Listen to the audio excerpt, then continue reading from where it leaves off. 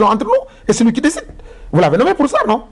Mais vous n'avez pas besoin de le dire. Non, mais attends, je le rappelle. Votre responsabilité est là, vous l'assumez. Je vais vous dire quelque chose qui va vous surprendre. Allez-y, monsieur le ministre. Le président de la République nous dit toujours, je ne me mêle pas de la gestion de vos ministères. Et vous savez bien que les rapports que j'ai avec le président, qui sont des rapports qui dépassent la politique. Mais là, vous dites tout le temps, sur l'instruction des ministres. Non, parce que sur certaines questions, c'est lui-même qui nous a demandé de le faire. Et j'ai pris, moi, la responsabilité d'appliquer les instructions. Et c'est normal que je le dise. Concernant, monsieur le ministre, les réformes pédagogiques, on a constaté que de plus en plus, dans les classes, les professeurs ou bien les enseignants laissent les élèves passer d'une classe supérieure à une autre, souvent avec des moyens très justes. Est-ce que cela ne participe pas aussi à abaisser le niveau des élèves? Oui, la question des moyennes, le niveau ne dépend pas de la moyenne. Le niveau dépend du niveau de la classe. Donc c'est ça, la moyenne. Si vous avez une classe où les gens sont très forts, vous allez avoir, par exemple, j'ai vu le bulletin de mon fils l'autre jour, il avait une moyenne de 14, il était 12e. Donc c'est le niveau de la classe qui détermine. Il y a des classes où vous avez 13, vous êtes premier.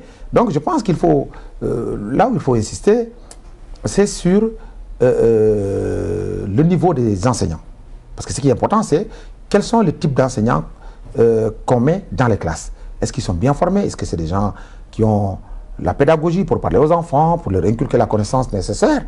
C'est ça qui est nécessaire. Mais justement, est-ce qu'il faut réformer les écoles de formation des enseignants? Je crois. Parce que la formation qui est donnée là-bas maintenant n'est plus adaptée aux réalités. Non seulement non adaptée aux réalités, mais la question des vacataires aussi rabaisse le niveau. Si vous prenez... je suis désolé de le dire, mais il paraît qu'on a pris même des lutteurs pour en faire des vacataires. Donc, juste pour des raisons politiques. Et je crois que la question essentielle, c'est là. C'est bien former les enseignants pour que les élèves soient bien formés. Comment allez-vous régler cette question des vacataires? Est-ce que vous allez les sortir de l'enseignement pour les reformer? Ou bien est-ce que si vous avez fait des tests pour voir s'ils ont le niveau, ils vont rester ou pas? Qu'est-ce que vous allez faire avec eux? Oui, c'est extrêmement difficile parce que les enseignants, quand même, sont des citoyens sénégalais. Il y a beaucoup d'enseignants qui ont été embauchés. Il faudra voir dans la mesure où aussi il ne faut pas les mettre dans des situations difficiles. Mais l'État ne pourra faire que ce qu'il peut supporter. Nous n'allons pas prendre des gens parce qu'ils étaient là. Nous verrons sur les possibilités. En tout cas, nous allons réduire de manière drastique les embauches. Et la formation de ceux-là qui sont déjà dans l'enseignement. Oui, il faudra les former. Il faudra les former parce que si on ne les forme pas, ils seront dans le système, ils vont pourrir le système. On est obligé de retirer les gens qui ne sont pas bien formés pour les former. Ça, c'est une obligation. Bon, il faudra faire des contrôles, voir les niveaux de classe où ces gens-là professent, pour voir quelles sont leurs capacités. C'est extrêmement difficile, mais je pense que dans l'audit qu'on fera sur la question des ressources humaines, cet aspect sera pris en compte. Oui, abordons le volet politique de notre émission, monsieur le ministre. Vous êtes aussi coordinateur de la coalition Macky 2012. Aujourd'hui, beaucoup de polémiques par rapport à la liste qui a été mise en place. Certains des militants de l'APR ou bien d'autres coalitions qui sont dans la coalition ne sont pas contents parce qu'ils estiment qu'ils ont été laissés en rade. Oui, je profite de l'occasion pour remercier tous mes amis, mes collègues qui sont avec moi dans la coalition parce que j'ai été élu dans un séminaire où je n'ai même pas été présent. Il faut savoir que dès la création de la coalition, j'étais présenté pour en être le coordonnateur, mais 54 organisations politiques et partis m'ont nommé à l'unanimité. D'ailleurs, vous allez en rigoler sans que le président ne le sache. Et ces organisations m'ont fait cette confiance et j'ai eu à gérer en partie la question des investitures. Ils ont compris, parce que quand même c'est des gens qui, dès les premières heures des élections, ont accepté de cheminer avec le président Macky Sall. C'est des chefs de parti qui ont des gens derrière eux, donc ils veulent tous être non seulement sur les listes, mais avoir des postes. Mais nous leur avons toujours dit, et nous l'avons toujours dit, que ce n'est pas le partage du gâteau. Nous nous sommes battus, nous allons gérer ensemble, mais il faut qu'aujourd'hui que des gens compétents soient là où il faut. The right man on the right places. Mais comme il y a des grassements dedans, il y a certains qui disent que nous étions là dès le départ, on s'est battu jusqu'à ce que Macky soit là, que la coalition Macky 2012 soit là, mais la coalition Benno Bokk Yakaar, c'est entre les deux tours qu'il a été mise en place, nous sommes le gros perdant, il se peut y avoir des votes sanctions. Oui, je ne crois pas qu'il y ait des votes sanctions. Pourquoi? Parce que d'abord, l'Assemblée nationale n'est pas le seul point de chute. Il existe le Sénat, il existe le Conseil économique et social. Les gens peuvent travailler, nous allons vers des municipales où tous ces gens... Là, la première élection, c'est l'Assemblée nationale. Oui, non, vous savez, il y a une utopie, mais je ne sais pas qui disait encore que l'ancien régime amenait des écailles de poissons à l'Assemblée. Nous ne voulons pas faire cela. Nous voulons quand même donner à l'Assemblée nationale un visage beaucoup plus reluisant. avec des députés qui connaissent le texte, qui savent lire, qui savent écrire, qui ont une perception de la vie législative qui permettra de faire avancer la société sur des questions essentielles qu'ils vont poser à l'Assemblée nationale. Pour cela, ce n'est pas évident que tous les chefs de parti soient capables d'être à l'Assemblée nationale. Moi, je ne me sentirais pas député parce que est-ce que j'aurais la capacité, moi, en tant qu'économiste, d'aller me chamailler sur des questions juridiques qui sont très compliquées. Il faut que chacun sache ce qu'il peut faire. Et là où il peut le faire, pour le Sénégal, pas pour son parti ou pour lui-même. Oui, mais il y a quand même l'assistanat au niveau de l'Assemblée nationale. On peut être député assisté par quelqu'un qui connaît bien la question. Oui, vous savez, le problème qui se pose... l'assistant, il ne peut pas être là, vous souffler à l'oreille pendant un débat, que l'article tel et tel, ça, vous savez, monsieur c'est pratiquement impossible. Je pense qu'il faut donner à l'Assemblée nationale une capacité de contrôle de l'exécutif, une capacité de proposition de texte qui va permettre de changer le pays. Mais il faut savoir aussi qu'on a mis en place un système de répartition qui faisait que c'est ce qui avait gagné dans le département investissent, ce qui a ramené le taux d'implication de nos partenaires à un niveau très bas. Le président Macky Sall a fait ce qu'il a pu. Et bon, il y a eu un clash que j'ai pu maîtriser à temps. Parce qu'on a discuté, et puis je leur ai fait comprendre et tout est rentré dans l'ordre. L'ensemble de la coalition est satisfait des propositions que le président nous a faites, parce que nous l'avons rencontré, nous avons discuté avec lui pendant des heures, très tard, et il nous a fait comprendre que voilà ce qui était possible. Et il n'a rien fait en catimini, il a tout fait en collaboration avec moi, le coordinateur de la coalition Macky 2012, et certains de mes collaborateurs qui étaient avec moi pour aller le rencontrer. Mais est-ce que ce n'est pas un danger pour la démocratie sénégalaise qu'on retrouve face à l'Assemblée nationale monocolore, où il y a une coalition qui domine tout le monde à l'Assemblée nationale? C'est ça qui a perdu le Mali. Hein, avec, oui, attention, c'est différent. Il y a monocolore s'il y a un parti politique. Oui, d'autres partis politiques qui partagent la même vision. C'est différent. C'est différent. Un parti politique dominant comme au temps du Parti socialiste, c'est ça qui met en danger la démocratie. Mais on n'est pas dans un système proportionnel intégral. Donc, nous avons pu, moi je pense que c'est une bonne chose que les coalitions puissent aller ensemble. Au contraire, nous ramenons dans les types de coalition la proportionnalité. Parce que beaucoup de gens aujourd'hui seront représentants à l'Assemblée nationale, alors que s'ils étaient seuls, ils ne seraient pas. Et c'est cette diversité que nous allons utiliser pour être ensemble autour du président. Cet ensemble-là ne peut pas être de même voix qui peut aujourd'hui avoir des conséquences pour la démocratie. On a vu au Mali, Amadou Touré n'avait pas de parti. C'est le parti qui l'avait soutenu. Mais il y a une unanimité autour de la politique d'Amadou Touré. Nous avons un parti politique. Que le pays a dormi sur le plan de la démocratie. Mais notre coalition a de grands partis politiques, notamment la paire, le modèle. Pour avoir la même vision, la même façon de penser. Non, vous savez, est-ce que c'est un danger pour la démocratie? Je ne suis pas d'accord. Vous savez que déjà le président Abdou Diouf avait dans son gouvernement des communistes, des libéraux, a travaillé avec un socialiste. Depuis la chute du mur de Berlin en 1989, la question des idéologies politiques est tombée en désuétude. Les gens ne peuvent pas raisonner sur des idées. Prenez aujourd'hui en France. Aujourd'hui, François Hollande va être élu.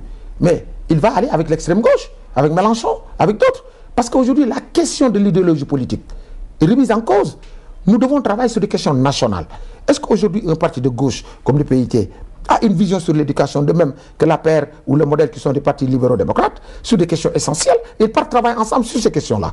Mais nous ne sommes pas là à appliquer le capital de Lénine ou Montesquieu. Ce dont on peut, le démocrate sénégalais, c'est qu'on se retrouve dans une assemblée nationale, au régime, où il y a l'unanimité sur les questions.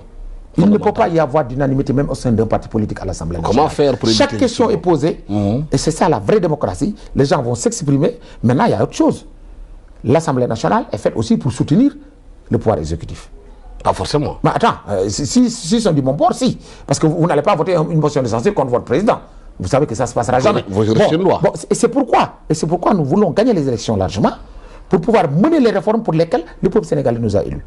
Le président Macky Sall a été élu de manière historique, avec 65% de voix, dans une élection transparente.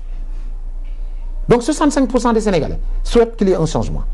Et le président ne peut pas le faire s'il n'y a pas la majorité à l'Assemblée nationale. Beaucoup estiment que c'est... Mais souhaitez que nous gagnions. Mais beaucoup parce que si nous ne gagnons pas, vous remettez en place, vous remettez en cause le choix du peuple sénégalais sur le président de la République. Mais c'est les Sénégalais qui vont voter, monsieur le ministre. Mais attendez, les Sénégalais... Il peut vous imposer une cohabitation. Mais les Sénégalais, moi j'étais dans Benno Siggil Sénégal. Il peut vous imposer une cohabitation. Je vais vous dire, il n'y aura pas de cohabitation. Nous allons gagner largement les élections. Pourquoi? Je vais vous dire quelque chose. Moi j'étais au sein de Benno Siggil Sénégal. Au sein de Benno Siggil Sénégal, nous avons été le modèle et l'APR, les premiers à agiter la question de la candidature plurielle. Et en ce moment-là, vous nous disiez, vous les journalistes, ah non, c'est des gens qui vont à l'aventure. Unissez-vous. Restez un, faites une coalition, mettez un candidat. Pas les journalistes, c'est les Sénégalais qui parlent. Non, ce n'est pas les Sénégalais. C'était l'opinion de la presse. Des Sénégalais. Oui, maintenant, nous nous regroupons, vous dites non, vous vous regroupez, vous partagez le gâteau. Dites-nous ce que nous devons faire. Écoutez les Sénégalais. On les écoute et on sera là pour gagner l'Assemblée nationale et mener les réformes pour lesquelles le peuple sénégalais nous a élus. Mais l'une des réformes que vous avez menées avec votre gouvernement, c'est la baisse des prix. Mais aujourd'hui, sur le marché, certes, il y a eu une décision, mais les commerçants ne l'appliquent pas. Oui, vous savez, il y a eu toujours cette question de contrôle de prix qui a été posée déjà au début. On nous a dit qu'il faut mettre en place un contrôle de prix. On ne peut pas mettre derrière chaque commerçant un agent. Mais il y a la loi qui va être appliquée de manière forte sur les gens qui tenteront d'aller contre la volonté du peuple sénégalais. Comment pouvez-vous le faire dans un régime libéral? Les questions, c'est la loi de l'offre et de la demande. Les questions, même dans un régime libéral, dans certaines conditions, le marché est contrôlé. Donc, ce qui se passe, nous avons choisi de baisser les prix. Des prix doivent être affichés et exécutés. Le gouvernement va prendre toutes les mesures nécessaires pour faire ce contrôle. Maintenant, c'est aussi aux consommateurs. Parce que nous en avons parlé. Juste avant d'aller aux élections, j'ai eu à rencontrer avec mon ami le professeur Aaron Ndofendiouf et certains de mes collaborateurs les associations de consommateurs. Nous avons discuté avec Moubarak et autres. Et ils nous ont dit oui, ce qu'il faut faire, il faut dire aux consommateurs sénégalais de dénoncer les boutiquiers. Mais vous savez que le boutiquier du coin, si vous avez besoin de 10 000 francs, il vous le donne à crédit. Donc, il faut que les Sénégalais sachent qu'ils doivent dénoncer les gens qui sont contre la baisse des prix pour que le gouvernement puisse prendre des sanctions. Parce qu'il n'est pas normal aujourd'hui que des gens s'enrichissent sur le dos des Sénégalais alors que les gens vivent dans des conditions extrêmement difficiles où le gouvernement fait tout pour augmenter le pouvoir d'achat des Sénégalais. Mais attention, Vous voulez dire à l'instant, monsieur le ministre, que les Sénégalais ne vont pas dénoncer ceux-là qui leur prêtent de l'argent et vous demandez aux Sénégalais de les dénoncer qui leur prêtent de l'argent. Non, je dis les boutiquiers. Non, ça c'est le constat.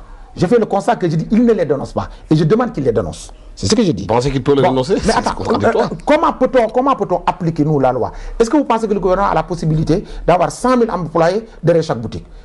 Il y a le contrôle des prix, il y a une loi, il faut qu'on fasse de la communication pour dire aux Sénégalais que l'État est là pour vous protéger. Mais que le kilo de riz. Mais pourquoi le gouvernement ne joue pas sur les prix, ne joue pas sur l'offre pour faire baisser la demande? C'est extrêmement difficile parce que le marché international, vous savez comme il est. Nous ne le contrôlons pas. Si nous pouvions faire cela, nous l'avons fait pour le pétrole et autres. Vous me dites quelque chose d'impossible. Sur le plan de l'offre internationale, les petits pays ne le truquent pas. Si vous prenez aujourd'hui par exemple même le pétrole, qu'est-ce qui se passe? C'est aujourd'hui les grands groupes, en collaboration avec les organisations pétrolières, qui fixent des prix sur le marché. Et même les gens qui sont riches, ils achètent le pétrole dans les marchés spot pour pouvoir avoir des prix concurrentiels. Nous ne sommes pas capables. Concernant le riz, monsieur le ministre, vous avez quand même la vallée du fleuve Sénégal. Vous avez de Saint jusqu'à Bakel. Il faut la mettre en valeur. Mais absolument, c'est dans notre programme Yoon Yokkute. Et nous avons décidé de mettre 2 000 milliards sur le quinquennat dans l'agriculture. Et dans ce volet 2 000 milliards, j'ai dit sur le quinquennat, et dans ce programme de 2 000 milliards, nous allons exploiter la vallée du fleuve Sénégal. Parce que nous avons près de 340 000 hectares sur lesquels il a été investi près de presque 20 milliards par des aides ou par des crédits. Nous allons essayer aussi, nous, dans le projet Yoon Yokkute, de mettre en valeur cela parce que non seulement ce sera bon pour la baisse des coûts, mais ce sera bon aussi pour résorber le chômage. Parce qu'il y a beaucoup de jeunes qui peuvent aller travailler. Nous pensons que le Sénégal a une grande opportunité aujourd'hui d'avoir de l'eau, de l'espace et la main-d'œuvre nécessaire. Et maintenant, c'est au gouvernement de mettre tout cela en synergie dans un programme de développement de la vallée pour permettre à nos jeunesses d'avoir une ouverture sur l'emploi et la production céréalière qui permettra de faire baisser les prix au Sénégal. La question des audits, venons-en, monsieur le ministre. Très bien. Beaucoup de Sénégalais vous attendent sur cette question bien précise parce que il y a eu le vote des Sénégalais aussi a exprimé la bonne gouvernance, la façon de mieux gérer le pays. Aujourd'hui, des audits ont été faits. Il y en a certains qui sont sur la table du procureur. Les audits ont été faits par la CENTIF qui sont là sur place. Mais il n'y a pas encore de mouvement par rapport à cela. Je me demande, mais pourquoi le gouvernement tarde à ouvrir les audits? Laissons du temps au temps. Nous sommes là depuis 1 mois et quelques, même pas. Et nous avons déjà fait tellement de réformes. Je ne sais pas les réformes que nous avons faites. Promis aussi. Hein? Oui, mais attendez, vous savez, des gens ont beaucoup promis, ils n'ont rien fait. Nous avons promis beaucoup, nous commençons à faire beaucoup. Mais la question des audits est une question fondamentale. Il faut savoir que le président de la République a dit dans son discours de fin d'année que personne ne sera protégé. Soyez-en sûrs, personne ne sera protégé. Maintenant, il faut d'abord que les ministres prennent en charge ces questions, parce que vous savez, quand il se passe une malversation dans un ministère, c'est le ministre en charge de... Je parle maintenant de l'existant. Mais sur l'existant, qui ont été faits, qui sont sur la table du procureur. Sur l'existant, vous êtes au courant qu'on a pillé beaucoup de documents. Vous le savez plus que moi. Au niveau du CENTIF. Pas tous les documents. Mais on va tout reconstituer. Parce qu'il y a une traçabilité. Il y en a certains qui sont là. Il y a une traçabilité, nous allons le faire. Mais sur le CENTIF, par exemple, sur le blanchiment, vous savez qu'on a pillé beaucoup de documents. Et certainement, les gens qui sont partis, ils n'ont pas parti les mains vides. Hein. Je les comprends. Mais il ne faut pas nous échapper. Et je pense qu'aujourd'hui, parce que la justice va faire son travail. La justice va faire son travail. Mais il ne faut pas qu'on ait l'impression que nous avons été élus, que le président Macky Sall a été élu pour faire la chasse aux sorcières. Ce serait la meilleure